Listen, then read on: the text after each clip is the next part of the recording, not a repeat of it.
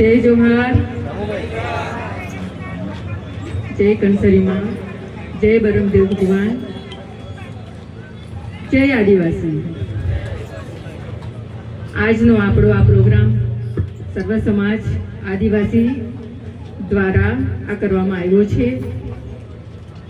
9 August વિશ્વ આદિવાસી દિવસ તરીકે આપણે આજે ઉજવી રહ્યા છે। પ્રદેશના બધા જ લોકોને એક મારા તરફથી ખૂબ ખૂબ શુભકામના આપું છું। ખરેખર ખુશી થાય છે નવ યુવાઓ અને મહિલાઓની સંખ્યા જોઈને। અહીં ઉપસ્થિત પ્રદેશના ભાઈઓ બહેનો જનપ્રતિનિધિઓ ને દિલથી આભાર કે તમે પણ આવા પ્રોગ્રામમાં આવીને બધાએ સપોર્ટ કર્યો છે। એક સાંસદ તરીકે એક મારી પણ જવાબદારી હતી, હું આવી અને 2 શબ્દ બોલવા માટેનો મને જે મોકો આપ્યો એ બદલ ખૂબ ખૂબ આભાર, કમિટીનો આભાર। ખાસ કરીને આજનો દિવસ આપણી સંસ્કૃતિ સમાજ ને જીવંત રાખવા માટેનો દિવસ છે। એ જ રીતના આપણે પ્રોગ્રામ કરશું। આદિવાસી સમાજ આપણો એકજૂટ રહે, એક સાથે રહે, એક મંચ પર આપણે આવીએ અને આ દાદરાનગર હવેલી જે આપણો જે પ્રદેશ એક ટ્રાઇબલ પ્રદેશ તરીકે ઓળખાય છે અને એમાં જે પણ આપણી સભ્યતા સંસ્કૃતિ સમાજથી લઈને આપણી ભાષા માટે આજે આપણે વાતો કરીશું। એમની સાથે સાથે શંકરભાઈએ ઘણી બધી સારી વાત કરી, મને ખૂબ જ ગમ્યું કે એક જ વ્યક્તિ ઉપર આપણે આ પ્રદેશનો ભાર નહીં મૂકી શકીએ। આજની પરિસ્થિતિ એવી છે કે આદિવાસી સમાજ એકજૂટ થઈને જ આપણે પ્રદેશમાં આપણો હક અને અધિકાર મેળવી શકીએ। જે પ્રમાણે આજે ભગવાન બિરસા મુંડાજી, આપણા બાબા સાહેબ આંબેડકર, તાતા ભીલ જેવા અનેક વીર પુરુષોને નમન કરીને આપણે પૂજા કરીને માતા કંસરી માતાની પણ પૂજા કરી ને આ પ્રોગ્રામની આપણે શરૂઆત કરી। એ આપણી સંસ્કૃતિ છે। એ એવા તમે પ્રોગ્રામ કરશો તો જ આપણા નવા યુવાન ભાઈઓ અને બહેનોને ખબર પડશે। માટે મને ખરેખર જ ખૂબ જ સારું લાગ્યું આવા પ્રોગ્રામ આપણા પ્રદેશમાં થતા રહે, જ્યાં આપણા આદિવાસી સમાજની વાતો હોય, પ્રદેશની વાતો હોય। મેં આજે વાત કરીશ 89માં જ્યારે આપણા મોહનભાઈ ડેલકર આ પ્રદેશ ને સંભાળ્યો।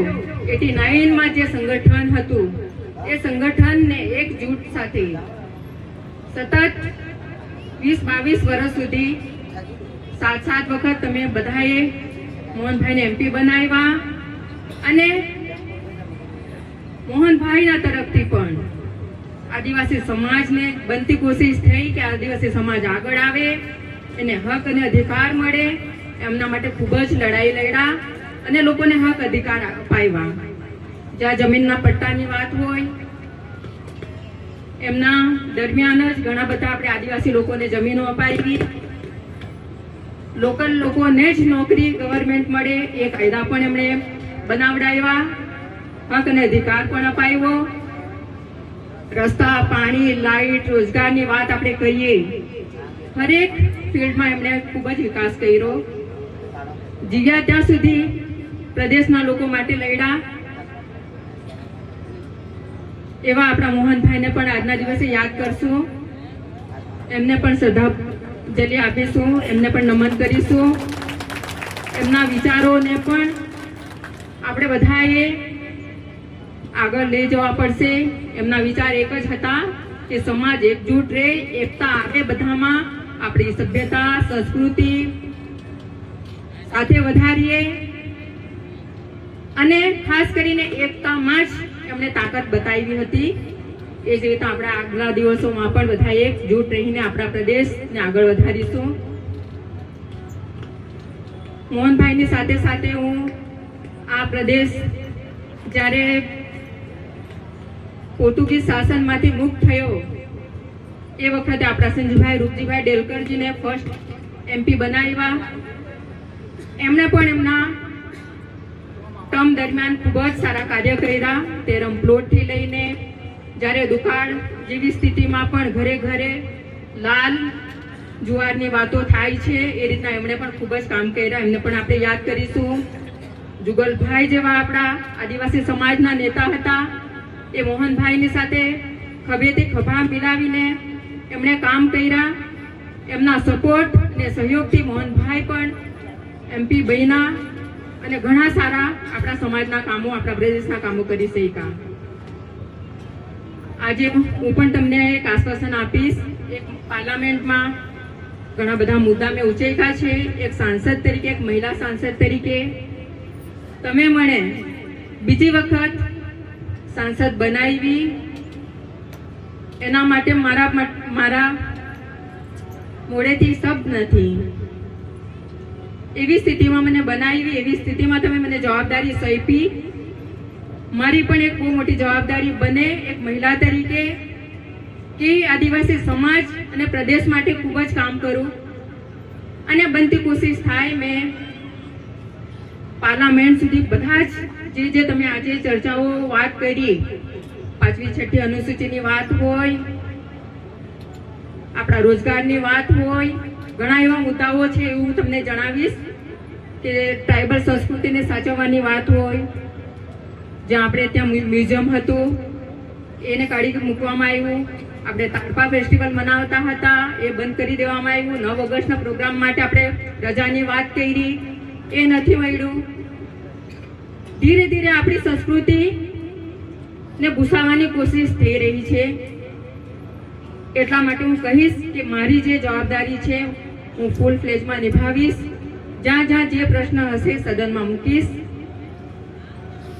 અને એક ખાસ ટ્રાઇબલ તરીકે મને પણ એક ત્યાંની સ્થાયી સમિતિમાં ટ્રાઇબલ કમિટીની એક મેમ્બર છું. ફર્સ્ટ મારી મીટિંગ થઈ, એમાં 5મી 6ઠી અનુસૂચિ આપણા પ્રદેશને મળવી જોઈએ એના માટે પણ ચર્ચા કરી. આપણી જે સંસ્કૃતિ જળવાઈ રહે એના માટે પણ ખૂબ જ મોટા પાયા પર ફંડ આવે છે, એને પણ પ્રોપર આપણે વાપરી શકીએ એ પ્રયાસ અમારા રહેશે. અહીં ઉપસ્થિત જનપ્રતિનિધિઓને પણ મારી રિક્વેસ્ટ છે, હળી મળીને આપણે પ્રદેશને આગળ વધારવાનું છે, હક અધિકાર અપાવવાનો છે.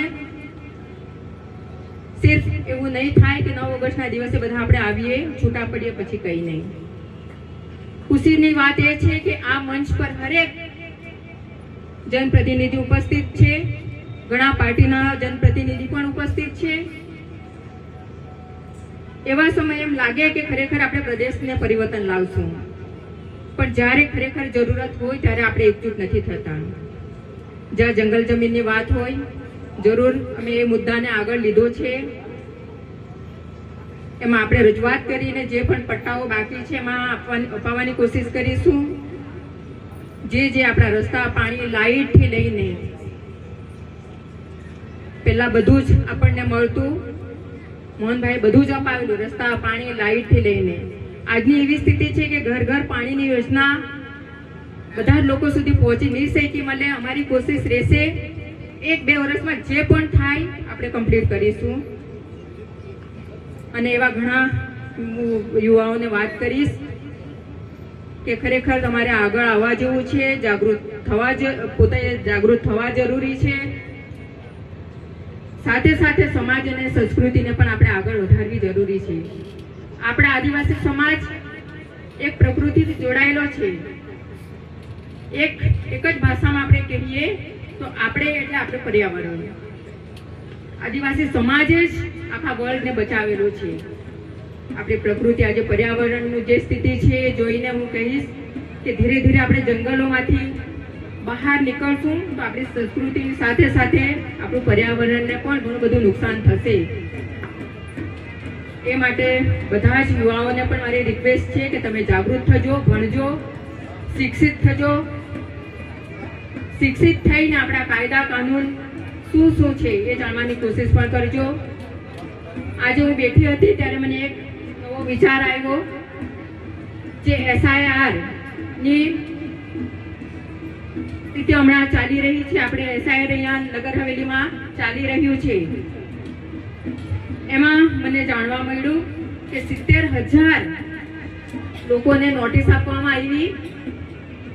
એમાં હું ખાસ કરીને આપણા આદિવાસી ભાઈઓ બહેનો યુવાઓને કહીશ કે જેમને જેમને નોટિસ મળી છે જરૂર જજો, જરૂર ક્લિયર કરજો ને જરૂર આપણા આદિવાસી પ્રદેશના તમે નાગરિક છો. નાની અમથી મિસ્ટેક પણ તમે દાદરા નગર હવેલીના નાગરિક છો તે ગુમાવી દેશો. આપણને ખ્યાલ નહીં આવે પણ આ એક ખૂબ જ મોટો મુદ્દો છે. બધા જજો, પોતાનું નામ એક વખત ક્લિયર કરીને સબમિટ કરાવી દેજો.